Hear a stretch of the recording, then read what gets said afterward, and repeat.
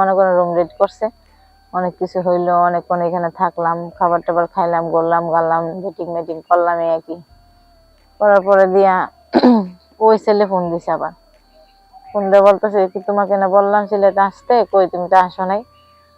আমি বলছি যে হ্যাঁ আমি আসবো, তুমি কিছুক্ষণ থাকো, আমি আইসা পড়ছি, একটু রাস্তা আসছি। তারপরে দিয়া ওই ছেলে বের হয়ে যাওয়ার পরে দিয়ে ওই ছেলের সাথে দেখা করতাম। বললাম কোথায়, যে ছেলের সাথে আমি প্রথম মানে ইয়ে করে এসেছি, দেখা করে এসেছি বা ডেটিং করেছি, ওই একই বাসায় একই ঠিকানা ওই ছেলে আমার ডাকতেছে যাওয়ার জন্য। এখন যাওয়ার পরে দেয়া দেখি যে আসলে তো হ্যাঁ মোবাইলে তো দেখলাম কোনটা এত সুন্দর, আর এখন দেখি হ্যাঁ অনেক বয়স্ক, বুঝতেছি না ব্যাপারটা। এই ছেলেটা তো ঠিক আছে এই বয়সে, কিন্তু হ্যাঁ বয়স্ক, এত বয়স্ক কে, আর ঘন্টা দিয়ে তো আমি বুঝতে পারিনি। আর ভিডিও কলে তো কখনো আসে নাই, আসলে তো বুঝতাম। ওই একই ফেলাটা নিয়ে গেছে, নিয়ে যাওয়ার পরে দিয়ে হ্যাঁ এখানে বলতেছে আসো আমরা এখানে একটু এনজয় করি। করার পরে দিয়ে এনজয় টেনজয় করলাম। করার পরে দিয়ে আমার হঠাৎ করে মনে হইলো যে বুঝতেছি না ওই ছেলে ওই ফ্ল্যাটে আইলো আমার সাথে ইয়ে করতে, এখন আবার হ্যাঁ ওই ফ্ল্যাটে, বুঝতেছি না কি ব্যাপারটা। আমি বলতেছি যে আপনি এখানে কি আপনার বাসা? হ্যাঁ এটা আমার নিজের বাসা। কি কোন? হ্যাঁ এটা আমার নিজের বাসা, এখানে আমি আমার ছেলে থাকি। আপনি আপনার ছেলে থাকেন মানে? পরে আমি বলছি যে আপনার ছেলে, আপনার ছেলের কি পিক আছে আপনার কাছে? হ্যাঁ আছে, তো দেখো। দেখানোর পরে দেখি ওই ছেলে, যে ছেলের সাথে আমি এইখানে রুম রেট করছি, ওই ছেলের ভাবা এটা। আসসালামু আলাইকুম,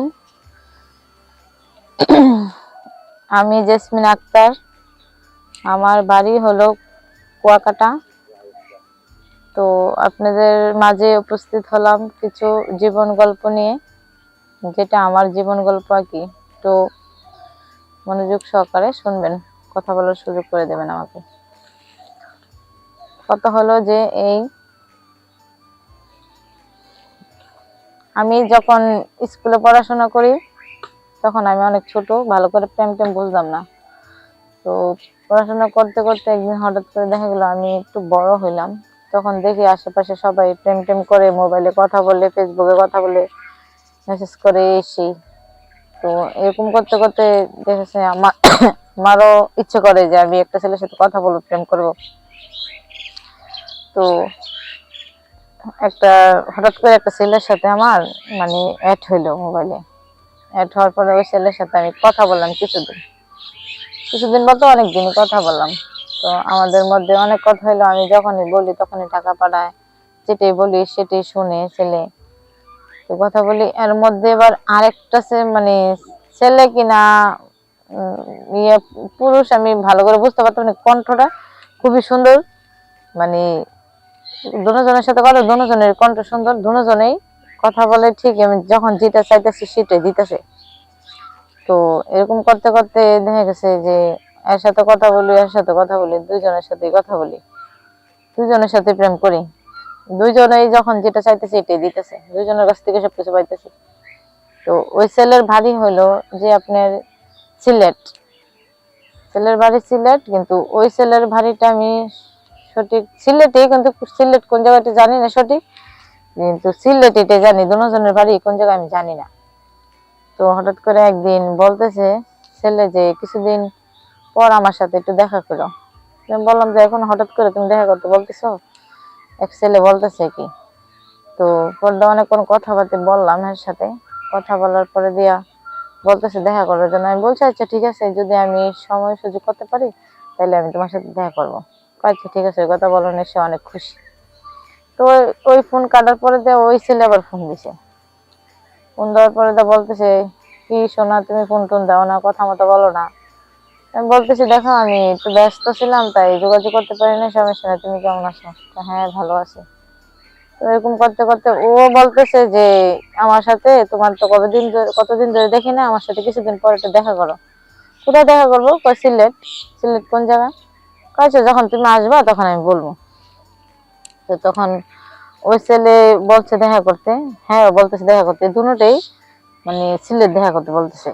তো এই কিছুদিন কথা বললাম, কিছুদিন কথা বলার পরে একদিন হঠাৎ করে ফোন দিল, বলতেছে কয় যে তুমি আমার সাথে আজকে দেখা করো।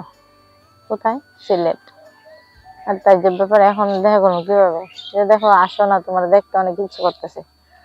তারপরে গেলাম ওইখানে সিলেট। যাওয়ার পরে দিয়া ওই ছেলে আবার সিলেট 5 তলায় থাকে ফ্ল্যাটে, ওইখানে আমার নিয়ে গেছে দেখা করার পরে। নিয়ে যায় মনে করে রুম রেড করছে, অনেক কিছু হইলো, অনেকক্ষণ এখানে থাকলাম, খাবার টাবার খাইলাম, গড়লাম গালাম, মিটিং মিটিং করলাম এই আর কি। করার পরে দিয়া ওই ছেলে ফোন দিছে আবার। ফোন দিয়ে বলতেছে কি তোমাকে না বললাম সিলেটে আসতে, কই তুমি তো আসো নাই। আমি বলছি যে হ্যাঁ আমি আসবো, তুমি কিছুক্ষণ থাকো, আমি আইসা পড়ছি, একটু রাস্তায় আসছি। তারপরে দিয়া ওই ছেলে বের হয়ে যাওয়ার পরে দিয়া ওই ছেলের সাথে দেখা করতাম। বললাম কোথায়? যে ছেলের সাথে আমি প্রথম মানে ইয়ে করে এসেছি, দেখা করে এসেছি বা ডেটিং করেছি, ওই একই বাসায় একই ঠিকানা ওই ছেলে আমার ডাকতেছে যাওয়ার জন্য। এখন যাওয়ার পরে দেয়া দেখি যে আসলে তো হ্যাঁ মোবাইলে তো দেখলাম কোনটা এত সুন্দর, আর এখন দেখি হ্যাঁ অনেক বয়স করে, বুঝতেছি না ব্যাপারটা। এই ছেলেটা তো ঠিক আছে এই বয়সে, কিন্তু হ্যাঁ বয়স্ক, এত বয়স্ক কে? আর ঘন্টা দিয়ে তো আমি বুঝতে পারিনি। আর ভিডিও কলে তো কখনো আসে নাই, আসলে তো বুঝতাম। ওই একই ফেলাটা নিয়ে গেছে, নিয়ে যাওয়ার পরে দিয়ে হ্যাঁ এখানে বলতেছে আসো আমরা এখানে একটু এনজয় করি। করার পরে দিয়ে এনজয় টেনজয় করলাম। করার পরে দিয়ে আমার হঠাৎ করে মনে হইলো যে বুঝতেছি না, ওই ছেলে ওই ফ্ল্যাটে আইলো আমার সাথে ইয়ে করতে, এখন আবার হ্যাঁ ওই ফ্ল্যাটে, বুঝতেছি না কি ব্যাপারটা। তো আমি বলতেছি যে আপনি এখানে কি আপনার বাসা? হ্যাঁ এটা আমার নিজের বাসা। কি কোন? হ্যাঁ এটা আমার নিজের বাসা, এখানে আমি আমার ছেলে থাকি।